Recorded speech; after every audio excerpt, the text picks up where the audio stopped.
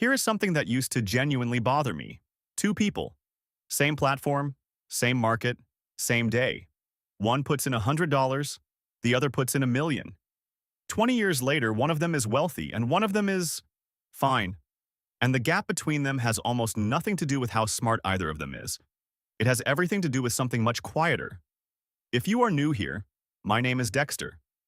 This channel is about how money actually works in real life. Honest conversations. No jargon. No noise. If that is what you need right now, you are in exactly the right place, because most people assume the difference between these two portfolios is just the starting amount. More money in equals more money out. And while that is technically true, it completely misses what actually separates these two investors. And once you see it, you cannot unsee it. The story most people tell themselves sounds like this. Rich people invest differently because they have access to things ordinary people don't. Secret strategies, private funds, insider knowledge. And because of all that, there is no point starting seriously until you have serious money. That belief is almost entirely wrong. And it is one of the most expensive beliefs a person can hold. Because what it really costs you is not money. It is time. And time is the one ingredient in investing that cannot be purchased at any price. The person who starts at 22 with almost nothing and stays consistent has a structural advantage over someone who waits until 40 with a large lump sum. The math is not even close. The real difference between a $100 portfolio and a $1 million portfolio is not the amount. It is the behavior behind the amount. And behavior is available to everyone right now, regardless of what their balance says. Here is what actually separates these two investors in practice. The person with a $100 portfolio almost always invests emotionally. They check their account every day. When the market drops, they panic. They chase headlines. They treat it like a game they need to win fast because the stakes feel too small to play a long game. And that short-term pressure produces exactly the kind of behavior that keeps the numbers small.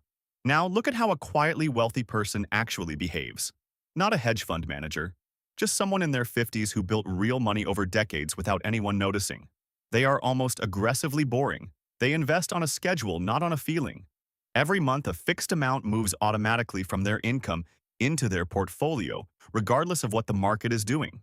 When prices drop, they see it as a discount, not a disaster. They hold broad index funds for years without touching them. They do not chase trends.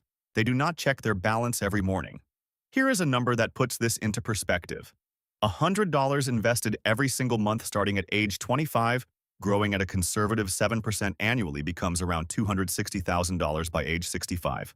Not from brilliant stock picks, just from time and consistency. That same $100 a month started at 45 produces around $52,000 by 65.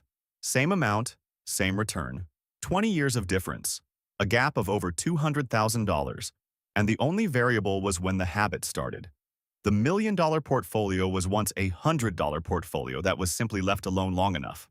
Before we go further, where are you right now? Just starting with a small amount and wondering if it is even worth it? Or somewhere in the middle feeling like you started too late?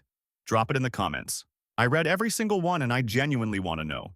And if this is already shifting how you think about your own money, hit the like button. It helps this video reach someone else who needs to hear this today. Not subscribed yet? This is what I do every single week. Real conversations about money without the noise. Now let us get to the part that actually changes how you act. Stop thinking about investing as something you do when you have enough money. Start thinking about it as a behavior you practice while you are building toward enough. The person with a $1 million portfolio did not wake up one day with $1 million and suddenly become disciplined. They became disciplined first, with small amounts, with uncomfortable amounts, while it felt pointless.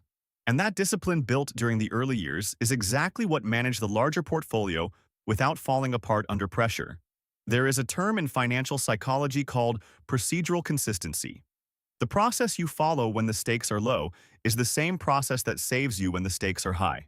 People who never learn to hold through a small market dip almost always panic sell during a real correction when the number is large. The behavior was simply never trained. Your small portfolio right now is not a waiting room. It is a training ground. 3 things that actually move the needle regardless of where you are starting. Automate first. Set up a recurring transfer on payday into an investment account before you have a chance to spend it. Remove the decision entirely.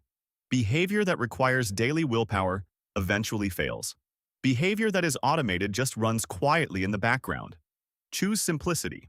A broad market index fund that tracks the overall market rather than individual companies is one of the most powerful long-term tools available to ordinary investors. Not exciting, but it will outperform most active strategies over a long enough timeline and train yourself to do nothing during volatility. When your portfolio drops and the news is loud and everyone around you seems to be selling, staying still is an active decision. Practice it now on a small scale so the behavior is automatic when the number gets larger. Track direction, not balance. Not whether your account went up this week. Whether your habits are solid and your contributions are consistent. The daily balance is noise.